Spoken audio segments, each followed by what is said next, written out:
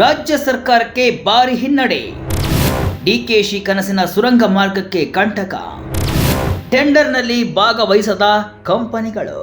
Vijaya Karnataka web ವೀಕ್ಷಕರಿಗೆ ನಮಸ್ಕಾರ. ನಾನು ಶಿವಮೂರ್ತಿ ಸರ್ವಾ.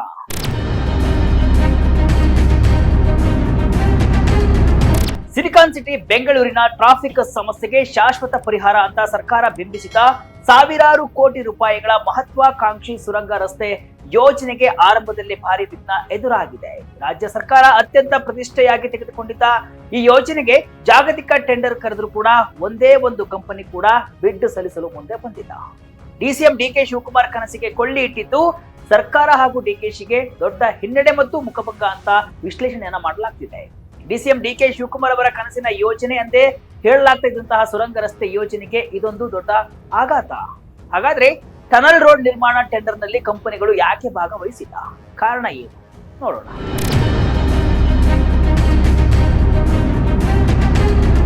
ಎಸ್, ಡಿಸಿಎಂ ಹಾಗೂ ಬೆಂಗಳೂರು ನಗರಾಭಿವೃದ್ಧಿ ಸಚಿವರಾದ ಬಳಿಕ ಡಿಕೆ ಶಿವಕುಮಾರ್ ಬ್ರ್ಯಾಂಡ್ ಬೆಂಗಳೂರು ಎಂಬ ಹೊಸ ಪರಿಕಲ್ಪನೆಯೊಂದಿಗೆ ನಗರದ ಚಿತ್ರಣವನ್ನೇ ಬದಲಿಸಲು ಸುರಂಗ ಮಾರ್ಗ ಯೋಜನೆಗೆ ಕೈ ಹಾಕಿದ್ದಾರೆ. ವಾಯು ಮಾಲಿನ್ಯ, ಶಬ್ದ ಮಾಲಿನ್ಯ ತಡೆದು ಟ್ರಾಫಿಕ್ ಸಮಸ್ಯೆಯನ್ನ ನಿರ್ಮೂಲನೆ ಮಾಡುವ ಗುರಿಯೊಂದಿಗೆ ಅವರು ಕೈ ಹಾಕಿದ್ದೆ ಈ ಸುರಂಗ ಮಾರ್ಗ ಯೋಜನೆ. ಆದ್ರೆ ಈಗ ಅದಕ್ಕೆ ವಿಘ್ನ ಎದುರಾಗಿದೆ. ಬೆಂಗಳೂರಿನ ಉತ್ತರ ದಕ್ಷಿಣ ಕಾರಿಡಾರ್ನಲ್ಲಿ ಹೆಬ್ಬಾಳದ ಎಸ್ಟಿ ಮಾಲ್ ನಿಂದ ಸಿಲ್ಕ್ ಬೋರ್ಡ್ ಜಂಕ್ಷನ್ ವರೆಗೆ ಸುಮಾರು 16.745 ಕಿಲೋಮೀಟರ್ ಉದ್ದದ ಟ್ವಿನ್ ಟ್ಯೂಬ್ ಟನಲ್ ನಿರ್ಮಿಸಲು Bengaluru strategic mobility and livelihood enhancement ಸಂಸ್ಥೆಯಿಂದ ಜಾಗತಿಕ ಟೆಂಡರ್ ಕರೆಯಲಾಗಿತ್ತು. ಬಿಡ್ ಸಲ್ಲಿಕೆಗೆ ಅಕ್ಟೋಬರ್ 29 ಕೊನೆಯ ದಿನವಾಗಿತ್ತು. ಆದ್ರೆ ನಿಗದಿತ ಗಡುವಿನೊಳಗೆ ಒಂದೇ ಒಂದು ಕಂಪನಿಯು ಆಸಕ್ತಿ ತೋರಿಲ್ಲ. ಅಚ್ಚರಿಯ ಸಂಗತಿ ಏನಪ್ಪಾ ಅಂತಂದ್ರೆ, ಈ ಹಿಂದೆ ನಡೆದಿದ್ದ ಬಿಡ್ ಪೂರ್ವಭಾವಿ ಸಭೆಯಲ್ಲಿ ದೇಶ ವಿದೇಶಗಳ ಹಲವು ಪ್ರತಿಷ್ಠಿತ ಕಂಪನಿಗಳು ಭಾಗವಹಿಸಿ ಯೋಜನೆ ಬಗ್ಗೆ ಅಪಾರ ಆಸಕ್ತಿಯನ್ನು ತೋರಿದ್ದು. ಆದ್ರೆ ಟೆಂಡರ್ ನಲ್ಲಿ ಭಾಗವಹಿಸಲು ಮಾತ್ರ ಯಾರು ಮುಂದೆ ಬಂದಿಲ್ಲ. ಗುತ್ತಿಗೆದಾರರ ಈ ಹಿಂದೇಟಿಗೆ ಕಾರಣವೇನು? ಇದರ ಹಿಂದೆ ಯೋಜನೆಯ ಕುರಿತ ವಿರೋಧವು ಒಂದು ಪ್ರಮುಖ ಕಾರಣ ಅಂತ ಹೇಳಲಾಗ್ತಿದೆ. ವಿರೋಧ ಹಿನ್ನೆಲೆ ಹಿಂದೆ ಸರಿದ ಕಂಪನಿಗಳು. ನವೆಂಬರ್ 11ಕ್ಕೆ ಬಿಡ್ ಅವಧಿ ವಿಸ್ತರಣೆ. ಹೌದು, ಬರೋಬ್ಬರಿ 17,780 ಕೋಟಿ ರೂಪಾಯಿಗಳ ಈ ಬೃಹತ್ ಯೋಜನೆಗೆ ಪ್ರತಿಪಕ್ಷ ಬಿಜೆಪಿ ಹಾಗೂ ಹಲವು ನಾಗರಿಕ ಸಂಘಟನೆಗಳು ತೀವ್ರ ವಿರೋಧವನ್ನ ವ್ಯಕ್ತಪಡಿಸ್ತಾ ಇವೆ.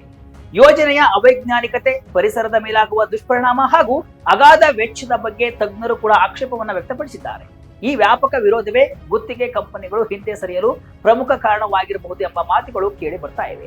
ಯೋಜನೆಯನ್ನ 2 ಪ್ಯಾಕೇಜ್ಗಳಾಗಿ ವಿಂಗಡಿಸಲಾಗಿತ್ತು. ಪ್ಯಾಕೇಜ್ 1ರಲ್ಲಿ ಹೆಬ್ಬಾಳದ ಎಸ್ಟಿ ಮಾಲ್ನಿಂದ ಶೇಷಾದ್ರಿ ರಸ್ತೆಯವರೆಗೆ ಹಾಗೂ ಪ್ಯಾಕೇಜ್ 2ರಲ್ಲಿ ಶೇಷಾದ್ರಿ ರಸ್ತೆಯಿಂದ ಸಿಲ್ಕ್ ಬೋರ್ಡ್ ಜಂಕ್ಷನ್ ವರೆಗೆ ಸುರಂಗ ನಿರ್ಮಿಸಲು ಉದ್ದೇಶಿಸಲಾಗಿತ್ತು. ಆದ್ರೆ ಈಗ ಗುತ್ತಿಗೆದಾರರೇ ಇಲ್ಲದೆ ಯೋಜನೆ ಅತಂತ್ರವಾಗಿದೆ. ಅನಿವಾರ್ಯವಾಗಿ ಸರ್ಕಾರವು ಬಿಡ್ ಸಲ್ಲಿಕೆಯ ಅವಧಿಯನ್ನ ನವೆಂಬರ್ 11ರವರೆಗೆ ವಿಸ್ತರಿಸಿ ಆದೇಶವನ್ನ ಹೊರಡಿಸಿದೆ. ಡಿಕೆಶಿ ವರ್ಸಸ್ ಸಂಸದ ತೇಜಸ್ವಿ ಸೂರ್ಯ. ಈ ಯೋಜನೆಯ ಟೆಂಡರ್ ವಿಫಲವಾಗಿ ಸರ್ಕಾರಕ್ಕೆ ಹಿನ್ನಡೆಯಾಗಿರುವ ಹೊತ್ತಿನಲ್ಲೇ ರಾಜಕೀಯ ವಾಕ್ಸಮರವು ಕೂಡ ತಾರಕಕ್ಕೇರಿದೆ. ಬೆಂಗಳೂರು ದಕ್ಷಿಣ ಸಂಸದ ತೇಜಸ್ವಿ ಸೂರ್ಯ ಹಾಗೂ ಡಿಸಿಎಂ ಡಿಕೆ ಶಿವಕುಮಾರ್ ನಡುವಿನ ಮಾತಿನ ಚಕಮಕಿ ಇದಕ್ಕೆ ಸಾಕ್ಷಿಯಾಗಿದೆ. ಇತ್ತೀಚೆಗೆ ಡಿಕೆಶಿಯನ್ನ ಭೇಟಿಯಾಗಿದ್ದ ಸಂಸದ ತೇಜಸ್ವಿ ಸೂರ್ಯ, ಸುರಂಗ ರಸ್ತೆ ಕೇವಲ ಕಾರುಗಳಿಗೆ ಅನುಕೂಲ ಮಾಡಿಕೊಡುತ್ತೆ, ಇದರ ಬದಲು ಮೆಟ್ರೋ ವಿಸ್ತರಣೆ ಮಾಡಿ, ಖಾಸಗಿ ಬಸ್ಗಳಿಗೆ ಅವಕಾಶವನ್ನ ನೀಡಿ ಎಂಬಂತಹ ಹಲವು ಸಲಹೆಗಳನ್ನ ಡಿಕೆಶಿ ಮುಂದೆ ಇಟ್ಟಿತ್ತು.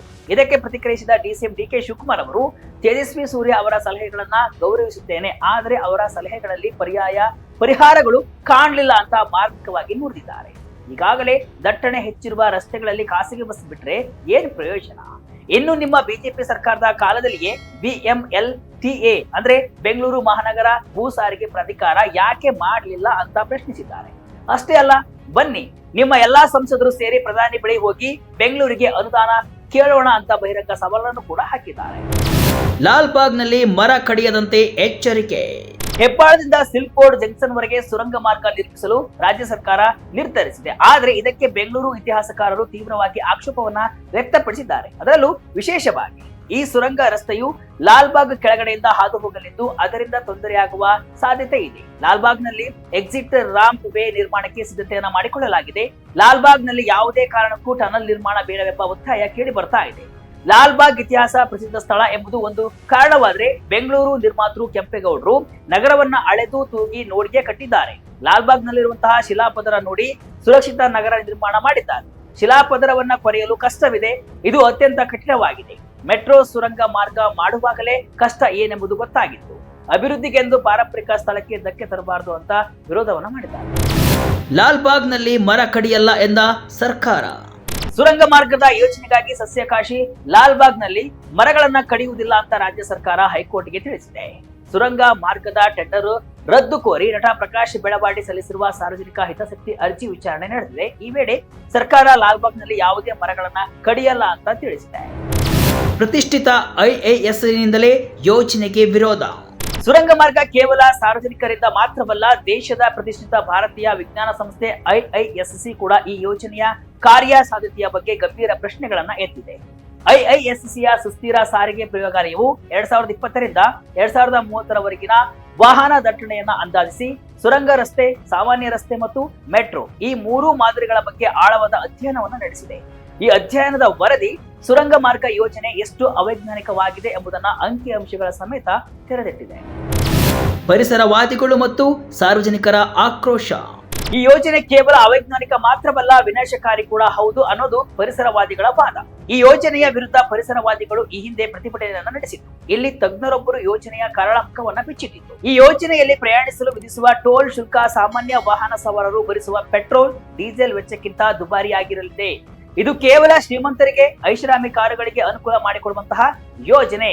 ಸಾಮಾನ್ಯ ಜನರಿಗೆ ಇದರಿಂದ ಯಾವುದೇ ಪ್ರಯೋಜನವಿಲ್ಲ ಅಂತ ವಿರೋಧವನ್ನ ವ್ಯಕ್ತಪಡಿಸಿದೆ. ಅಷ್ಟೇ ಅಲ್ಲ, ಈ ಯೋಜನೆಗಾಗಿ ನಗರದ ಶಾಸಕೋಶ ಎಂದೇ ಕರೆಯಲ್ಪಡುವಂತಹ ಲಾಲ್ಬಾಗ್ ಸೇರಿದಂತೆ ಹಲವು ಹಸಿರು ತಾಣಗಳಿಗೆ ಕೊಡಲಿ ಏಟು ಬೀಳಲಿದೆ. ಸಾವಿರಾರು ಮರಗಳನ್ನ ಕಡಿಯಬೇಕಾಗುತ್ತೆ. ಇದು ನಗರದ ಹಸಿರು ಹೊದಿಕೆಯನ್ನ ನಾಶಪಡಿಸಿ ಅಂತರ್ಜಲ ಮಟ್ಟದ ಮೇಲೆ ಗಂಭೀರ ಪರಿಣಾಮವನ್ನು ಬೀರಲಿದೆ ಅಂತ ಸರ್ಕಾರಕ್ಕೆ ತರಾಟೆಗೆ ತೆಗೆದುಕೊಂಡಿತ್ತು.